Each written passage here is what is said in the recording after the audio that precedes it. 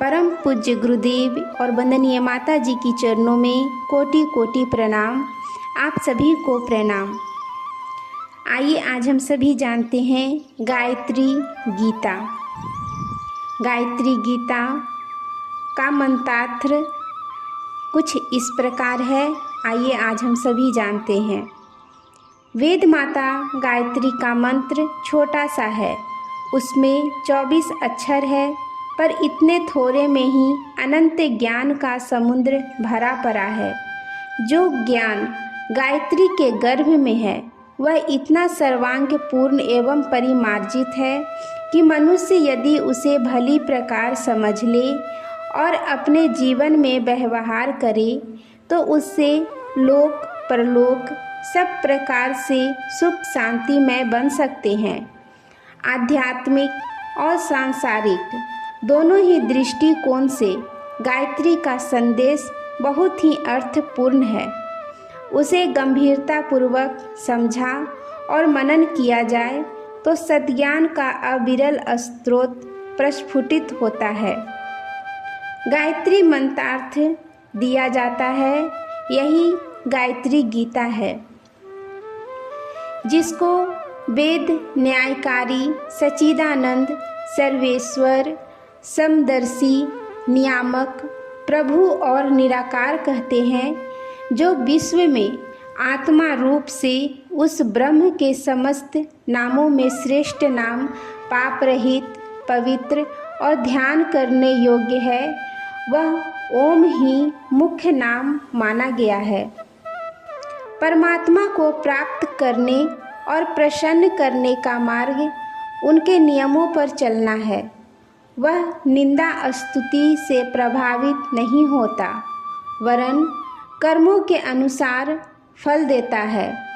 परमात्मा को सर्वत्र व्यापक समझकर गुप्त रूप से भी पाप न करना चाहिए।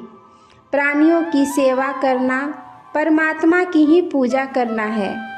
परमात्मा को अपने अंतस में अनुभव करने से आत्मा पवित्र होता है और सत्य चैतन्यता तथा आनंद की अनुभूति होती है। भुव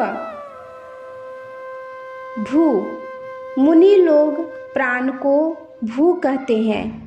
यह प्राण समस्त प्राणियों में सामान्य रूप से फैला हुआ है।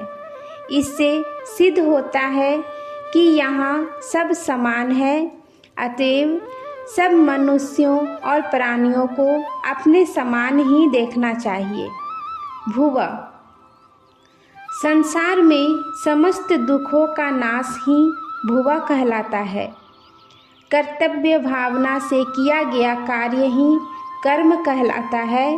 परिणाम में सुख की अभिलाषा छोड़कर जो कार्य करते हैं वे मनुष्य सदा प्रसन्न रहते हैं। स्व यह शब्द मन की अस्थिरता को निर्देशित करता है। चंचल मन को सुस्थिर और स्वस्थ रखो, यह उपदेश देता है। सत्य में निमग्न रहो, यह कहता है। इस उपाय से संयमी पुरुष तीनों प्रकार की शांति को प्राप्त करते हैं। तत् शब्द यह बतलाता है कि संसार में वही बुद्धिमान है जो जीवन और मरण के रहस्य को जानता है, भय और आसक्ति रहित जीता और अपनी गतिविधियों का निर्माण करता है। सवितु यह पद बतलाता है कि मनुष्य को सूर्य के समान बलवान होना चाहिए और सभी विषय तथा अनुभूतियाँ अपनी आत्मा से ही संबंधित है, ऐसा विचारना चाहिए। वरेण्यम यह शब्द प्रकट करता है कि प्रत्येक मनुष्य को नित्य श्रेष्ठता की ओर बढ़ना चाहिए। श्रेष्ठ देखना, श्रेष्ठ चिंतन करना, श्रेष्ठ विचारना, श्रेष्ठ कार्य करना, इस प्रकार से मनुष्य को श्रेष्ठता प्राप्त होती है। भर्गो यह पद बतलाता है कि मनुष्य को निष्पाप बनना चाहिए। पापों से सावधान रहना चाहिए। पापों के दुष्परिणामों को देखकर उससे घृणा करना चाहिए और निरंतर उनको नष्ट करने के लिए संघर्ष करते रहना चाहिए। देवस्य, यह पद बतलाता है कि मरण धर्मा मनुष्य भी अमरता अर्थात देवत्व को प्राप्त कर सकता है। देवताओं के समान शुद्ध दृष्टि रखने से, प्राणियों की सेवा करने से, परमार्थ कर्म करने से, निर्बलों की सहायता करने से मनुष्य के भीतर और बाहर देवलोक की सृष्टि होती है। धीमहि का आशय है कि हम सब लोग हृदय में सब प्रकार की पवित्र शक्तियों को धारण करें। वेद कहते हैं कि इसके बिना मनुष्य सुख शांति को प्राप्त नहीं होता। धियो पद बतलाता है कि मनुष्यों को चाहिए कि वह वेद शास्त्रों को बुद्धि से मथकर मक्खन के समान उत्कृष्ट तत्वों को जाने, क्योंकि शुद्ध बुद्धि से ही सत्य को जाना जाता है। यो न पद का तात्पर्य है कि हमारी जो भी शक्तियाँ एवं साधन है, चाहे वो न्यून हो अथवा अधिक हो, चाहे वो कम हो अथवा ज़्यादा हो, उनके कम से कम भाग को ही अपनी आवश्यकता के लिए प्रयोग में लाएं और शेष को निस्वार्थ भाव से आसक्त व्यक्तियों को बांट दें। प्रचोदयात पद का अर्थ है कि मनुष्य अपने आप को तथा दूसरों को सत्य मार्ग पर चलने के लिए प्रेरणा दे।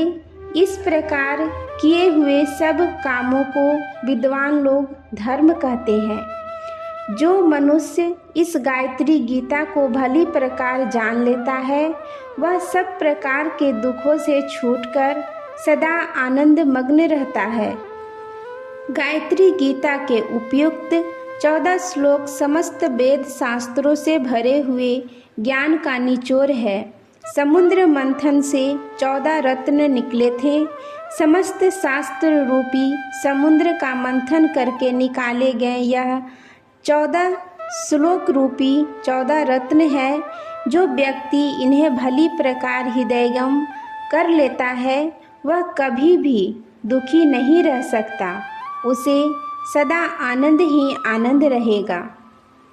आज के लिए यहीं तक। आप सभी को धन्यवाद। जय माँ गायत्री।